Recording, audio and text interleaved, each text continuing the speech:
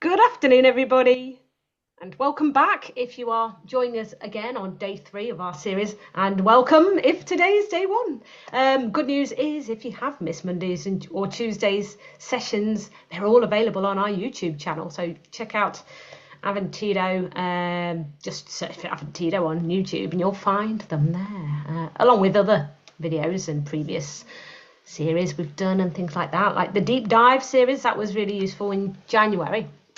Deep dive into our technology. But yeah, we're looking at the year in the life of a student, and the academic year is progressing well, I think. Well, hopefully, with all this assistive technology. And Izzy, you were all on your own yesterday, weren't you? I know, yes, it was our lectures, which I really enjoyed actually. But yes, it was just me. Having attended many lectures yourself. Yeah, I was going to say, I was getting flashbacks to the days of lectures. Oh, oh, yeah, I don't remember. Well, I graduated very last millennium, so yes, it's a distant memory now for me, Yeah, which I'm quite pleased about because, well, I think for anyone, lectures it's a time of anxiety, isn't it? It's like, do I listen to them, or do I just try and write down everything they're saying, or what do I absolutely. do? Do I write bits down? Then I can't read my writing, so that's why the technology is so useful, but Yeah, especially with people with additional needs. So yes. But we're moving on from the lectures, aren't we, today? yes. So yeah, today we're looking at a wide range of tech, and that's because there is so much help out there when it comes to reading and researching and writing essays. So we're going to take a look at that. It's me who's sharing my screen today, but that doesn't mean that Gary and Izzy are going to be silent. They are also going to contribute. It's just my screen, you'll see. So we're focusing. I thought we'll have a topic for today, and today's topic is all about memory.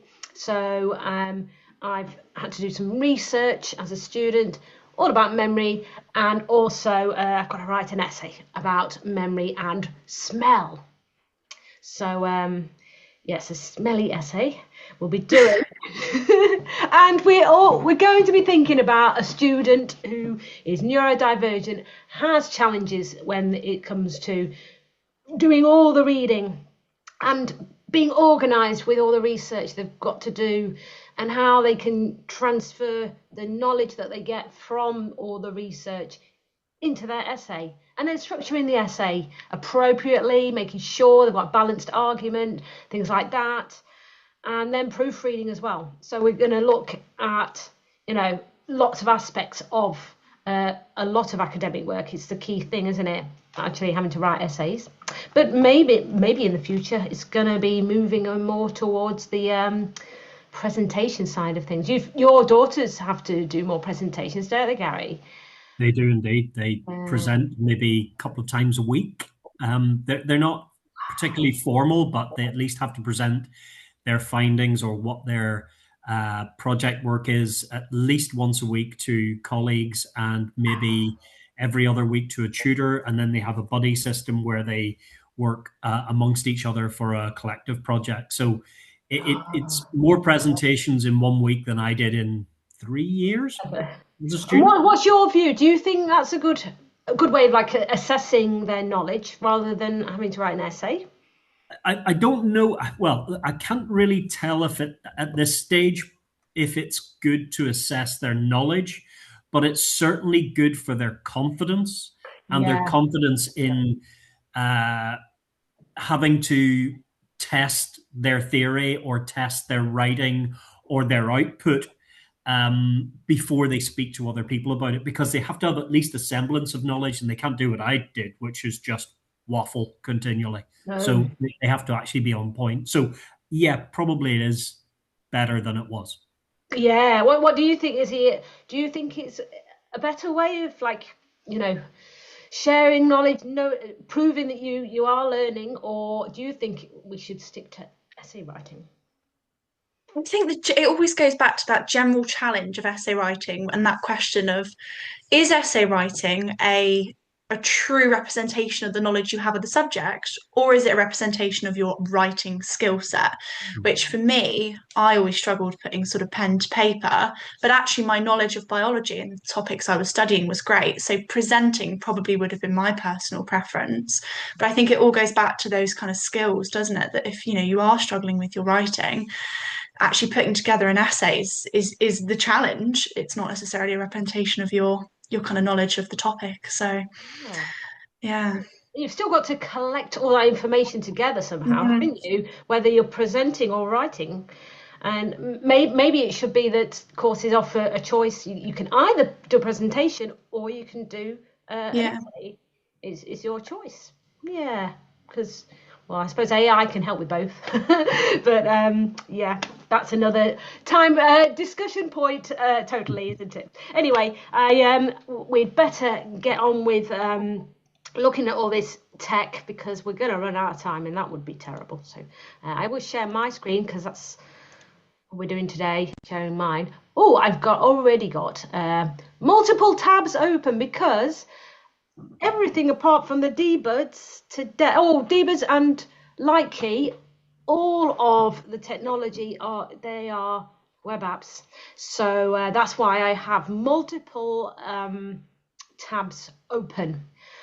We're first going to start looking at, right at the beginning, you've got a topic. I've got smell and memory, and I've got to do some research. I've got to find all the content for essay writing or for an exam. I've got to do research and learn about it.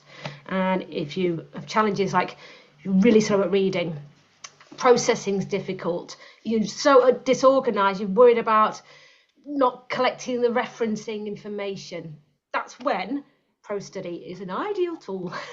So this is great for people with ADHD or dyslexia or just any kind of organizational difficulties. But it's actually helpful for most students, I would say. I've already pre-made my project. We were looking on Monday, we were looking at ProStudy to help with organising generally at the beginning of term, and that was the autumn semester project. I've got a smell research tab there. It's a project. I've created 3 categories, and look, wow, we've got 21 things in the psychology of smell, whereas nothing in smell and other animals. So what you do is you use ProStudy to collect information, whether it's an image or some text from any document, from even a book, and you can collect the referencing information too by scanning the ISBN number. That's very clever. And you can choose your referencing style. We looked at that on Monday. So what we're going to have a look at now is how do you go about collecting some information? I've already collected quite a bit here. I just scroll down. The ones that have got orange boxes around, they are a little bit different to the ones that don't. So this Brianza, it's not even in English, that bit, I think. This was a document. If I click on the little thing with lines, it will, no, it won't. I need to open the actual document. Click on the www doc, because it is online, but it's actually a PDF here. So I collected some information from this document, and it automatically put it into this project. If I click on info, it will show me some information about it. If there's missing bits, it shows in red, and I could add that for referencing purposes there. I'll just close that. So that shows where I got it from.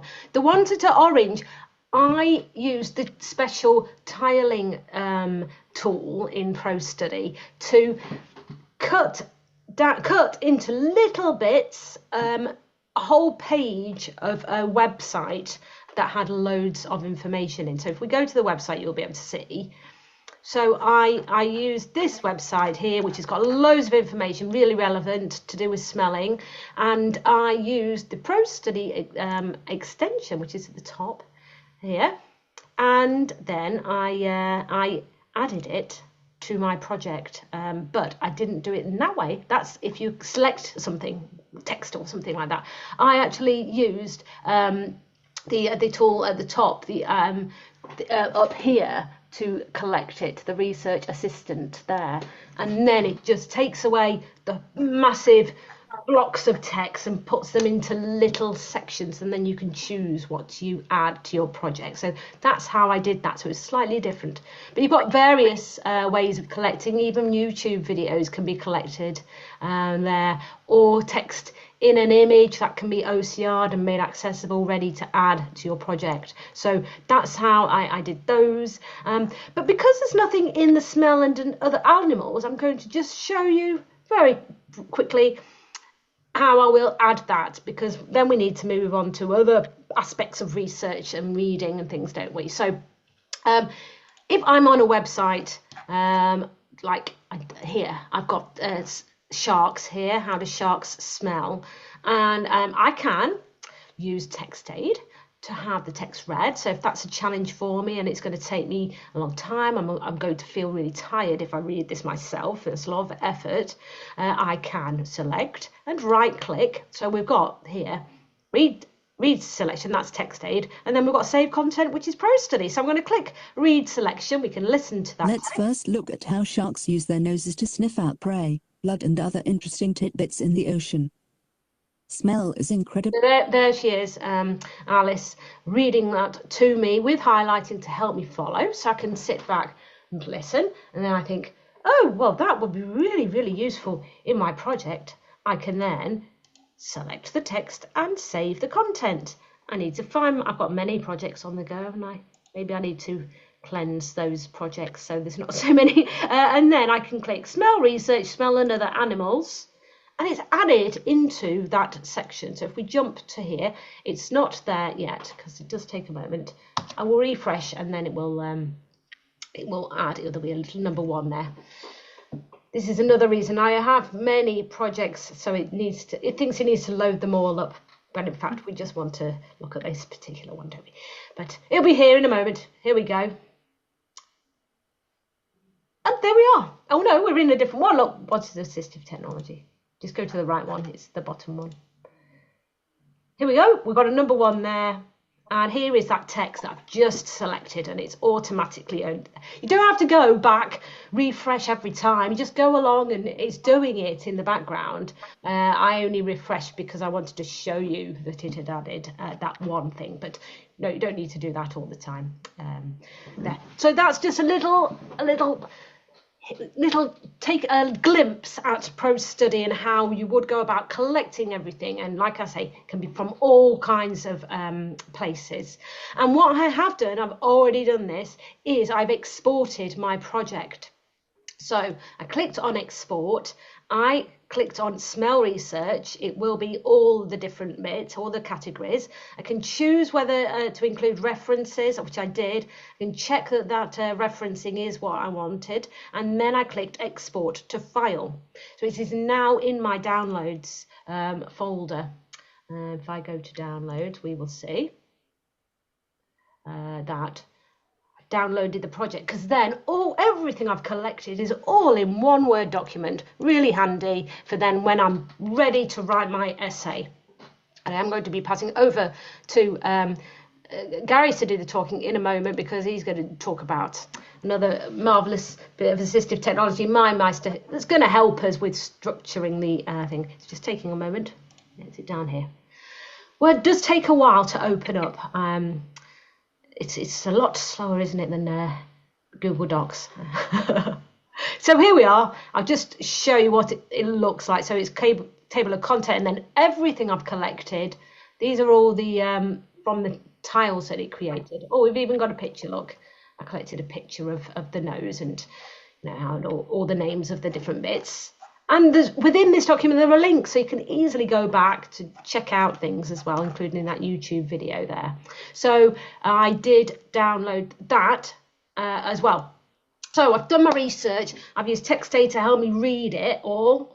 And we're all organised because it's all referenced for me using ProStudy. And now I need to think about writing and structuring the essay. And that's when we can be using MindMeister, can't we, Gary? So exactly. So here, tell us about MindMeister and what we have, what we're looking at right now.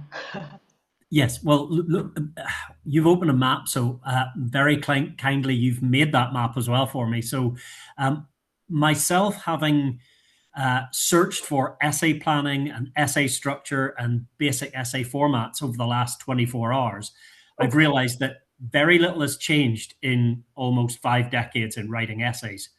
But what has changed are the support tools. And MindMeister is probably one of the best mind mapping tools out there.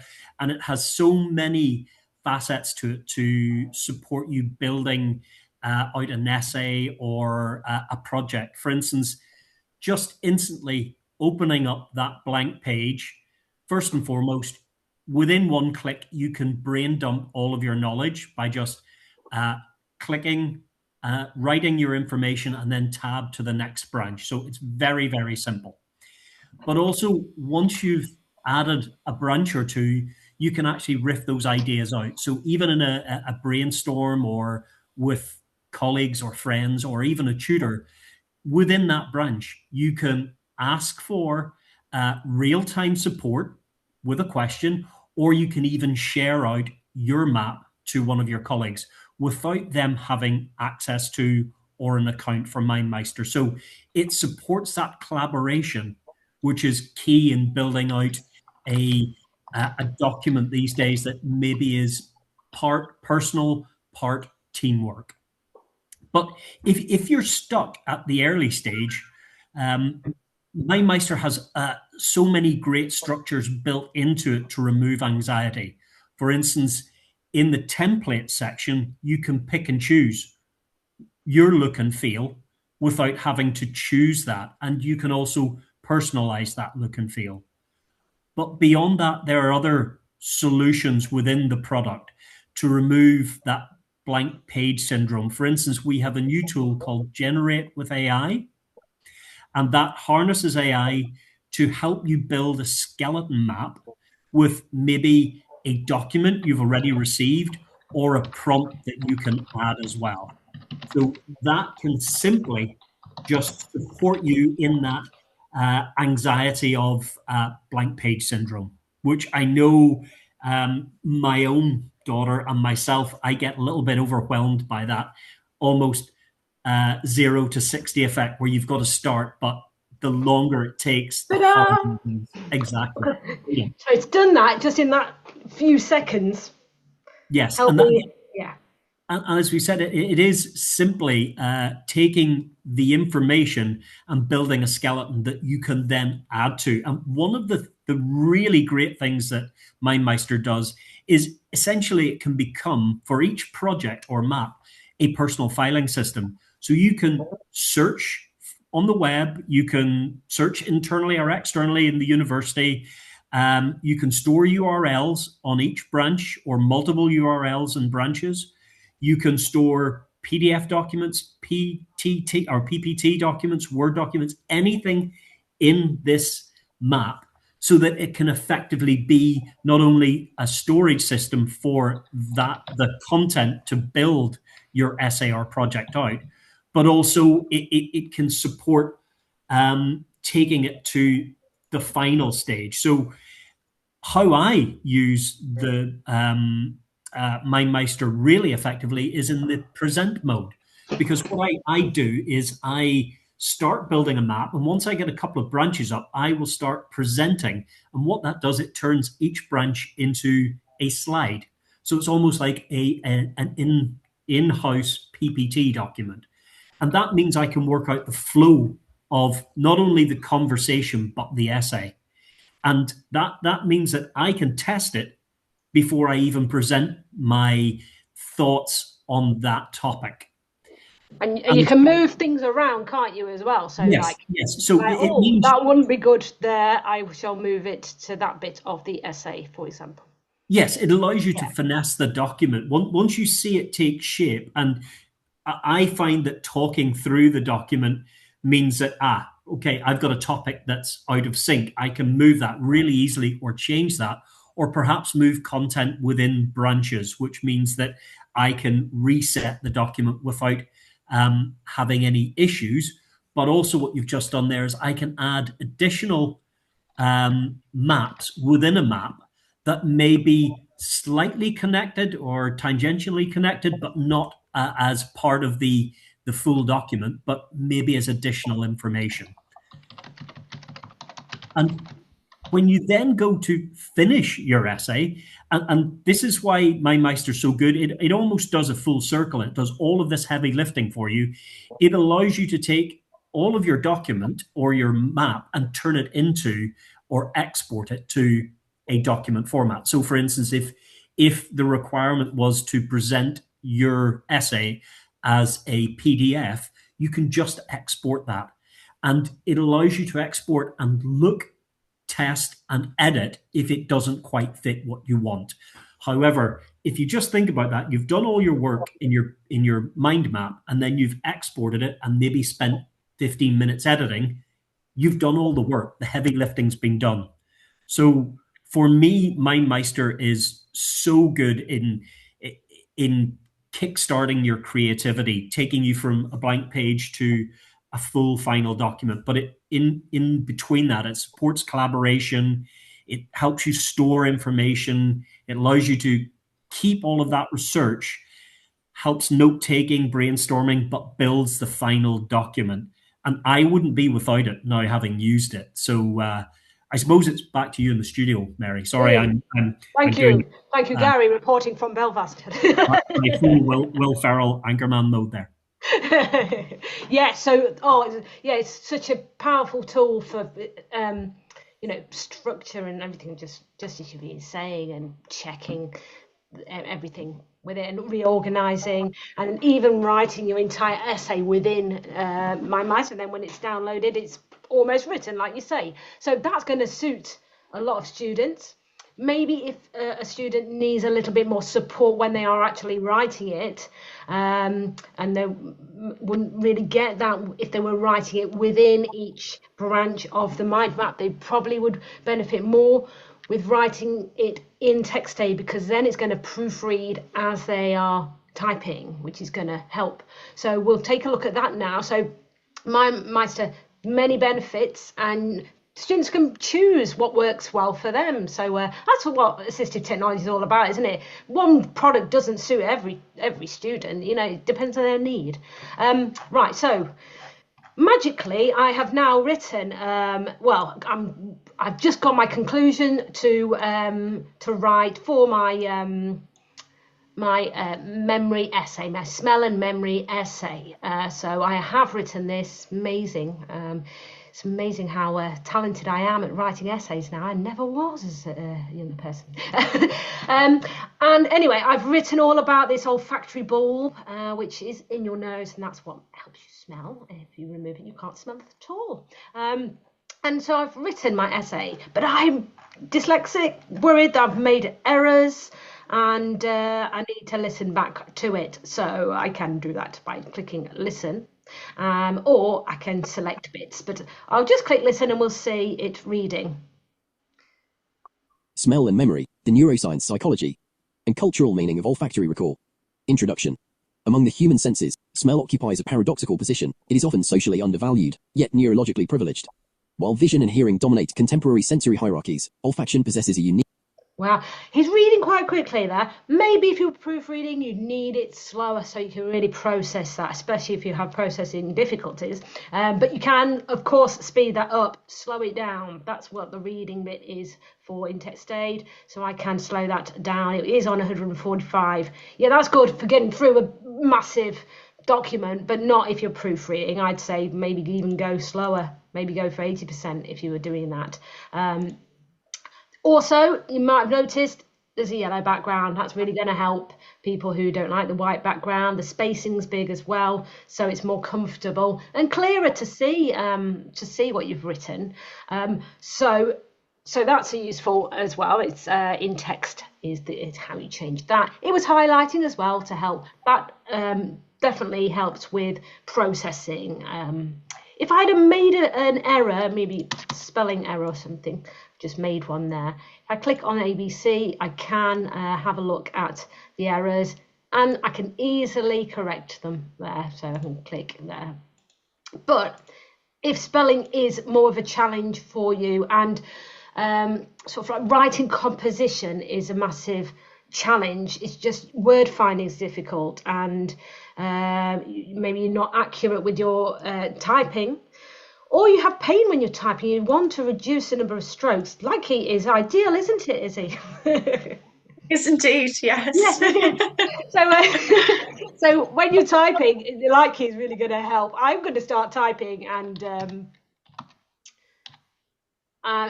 here, well, both bits of technology have appeared. The box is text aid. This is suggesting words, which you can listen to. And the brown bit that's finishing off the word is text aid. I don't know whether you'd want both switched on. If I didn't want the word prediction switched, if I didn't want it on, I can just go into writing assistance and switch it off. Say no, don't use it. That's not going to show up anymore. But if I start typing and it's in look, I'm trying to spell conclusion, and it's I don't want to type all of it. It's come up with the end of it. I can use my tab button because that's what I've selected to choose those words, and it's going to help me while I'm typing. There, it's carrying on at there. R, you see, I already knew I wanted R. And I just use a tab. Many, different. Come on. Look, carry on. Also, yeah, it's backwards there, Mary, as well. Oh, Mary didn't accept it because it was going to put a space between the R many. There we are, because you've not put a space between the R and the many. So it's clever in that it will follow the backwards corrections as you type as well. So it's designed for you to keep writing and in your flow. And if you do keep going and you kind of miss a few spelling and grammar or like any spaces, yeah, like you did. Well done, Mary. Perfect example. So I was like, pre-planned it.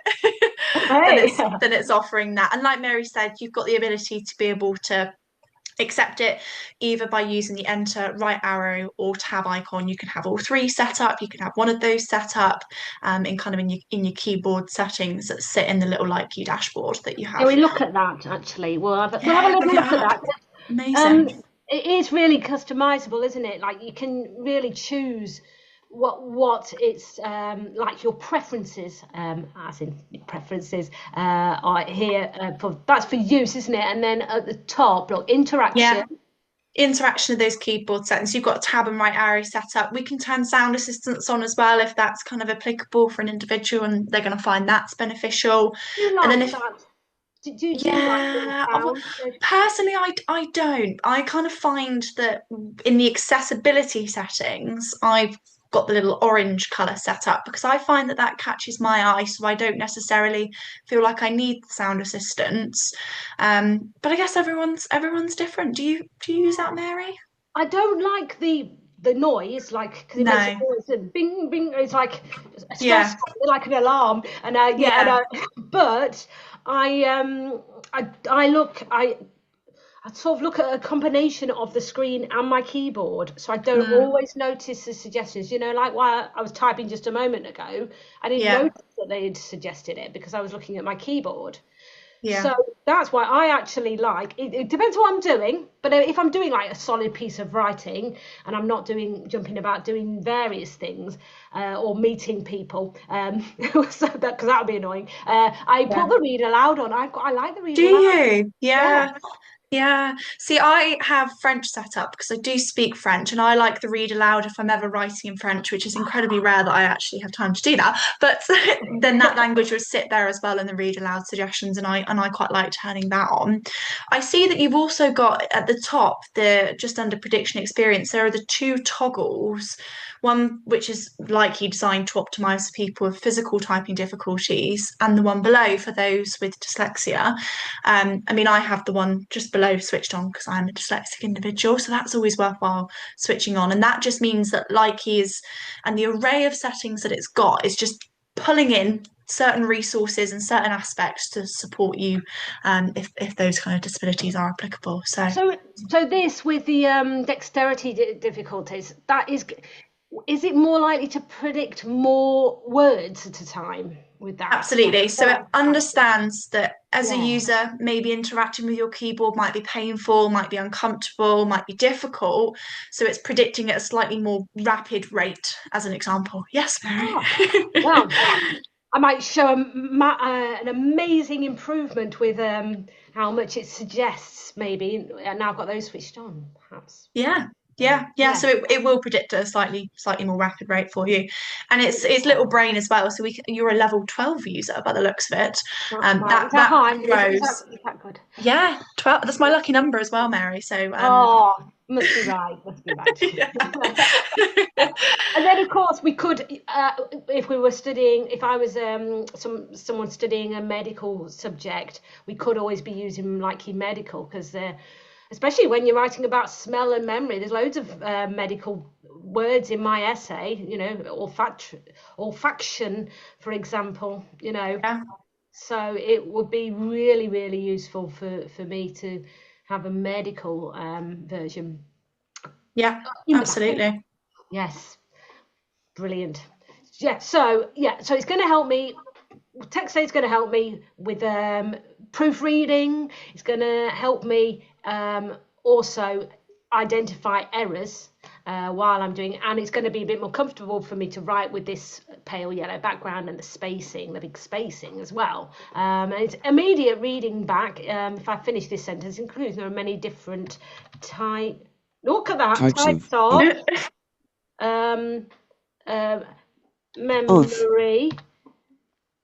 And of memory and look, and I didn't put a space, and she's reading back to me. Memory and smell. Smell.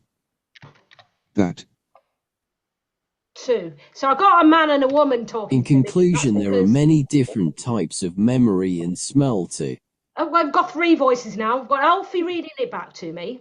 We had a man and a woman. One was doing the suggestions for grammar correction, and one was doing corrections for spelling correction. So we had 3 people, all computer voices, but nice natural sounding ones, talking to me. It's like I'm not alone in the room.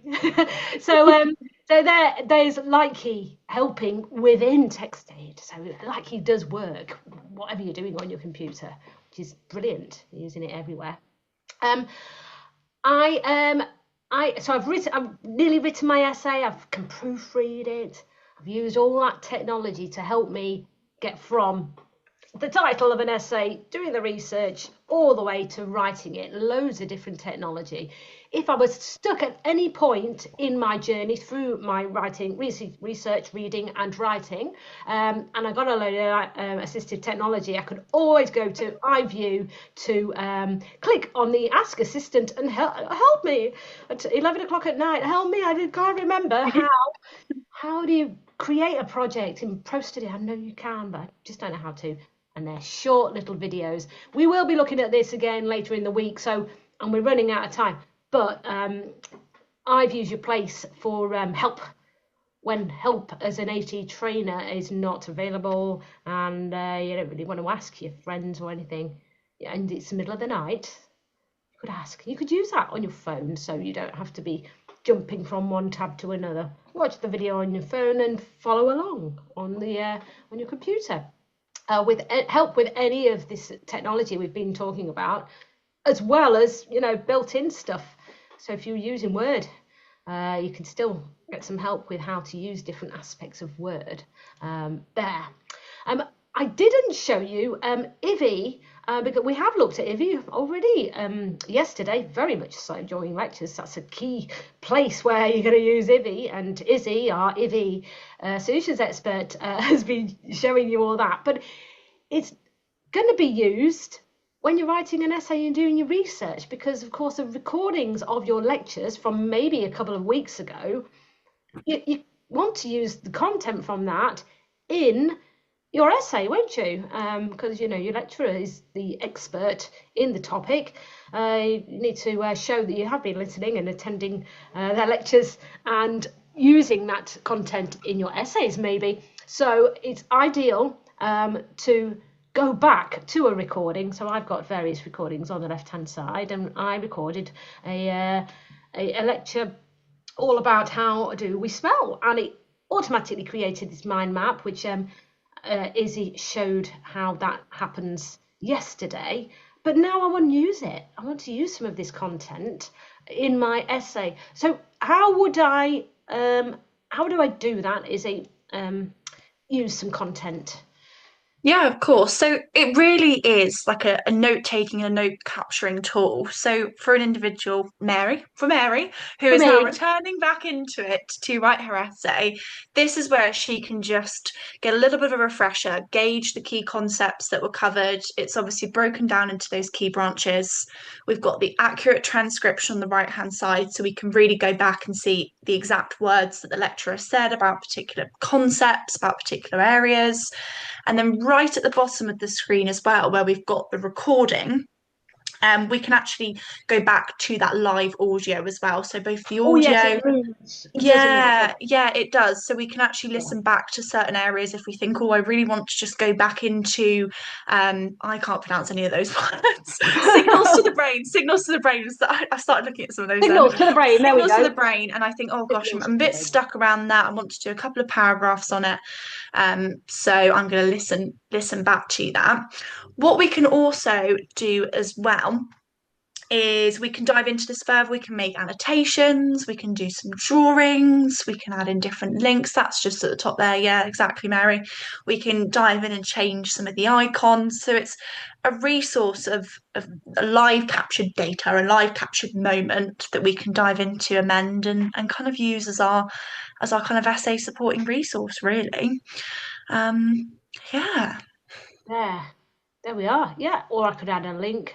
Yeah, adding in different links. Website that shark and smell. Maybe I want to add that in because he was talking about something about that. And then can I select the text? Yes. And You can indeed. That. So yeah. I want to use that in the essay. Copy, and then I could just jump over and paste that into my essay there, in quotes, obviously. Don't want to get into. Well, you can read it as well. Text they popped up to read them, didn't it? So yes, then you can read it. Yeah, absolutely. Yeah, so use it. It's not just a case of a lecture's been and gone and too late now for using that content. You can with Ivy Notes. You've got the full transcript that you can use, extra content for your essay writing. Yeah, absolutely. Then all your files are on the left-hand side as well. So there's 2 lectures on smells as an example, they can all be titled and saved. And similar to MindMeister, you can move around the nodules of the map as well. You can tweak things, change the wording of the title. It is customizable. It's designed to be a working resource for an individual to be able to use at their leisure, really. Yeah. And so even though MindMeister and Ivy Notes create mind maps, they're for different purposes, aren't they? And it's different students' needs as to which you would have. I mean, you may want to have both. I don't know, because they are quite different. They do different things and similar things. It's a funny one. Yeah, absolutely. Yeah, so we've covered loads today, and I've got one final thing that would help me if I was to go back to university and study. I find it very hard. Anyway, you can use dbuds. There's many students who benefit from using dbuds for various disabilities, challenges. For me, it's because I am incapable of reading and processing what I'm reading or typing if there is any talking, music or anything on in the background. I just can't focus at all. I may as well not do it. I use them on the train. If I want to read, I have to put these in because I may as well not read, because it impacts me so much. But then there are students who they have noise sensitivities, just noises really affect them. They make them anxious. So you can use dbuds to reduce the background noise. So it doesn't mean you can't hear anything. It's not like you've got to wear big ear defenders. They're subtle. You can remove the lanyard bit and just have them as like a small dbud, and you put them in your ear, no battery or anything, and it just redirects the sounds coming into your ear so that you don't hear them so much, and that really will affect focus and improve focus. Well, it would for me.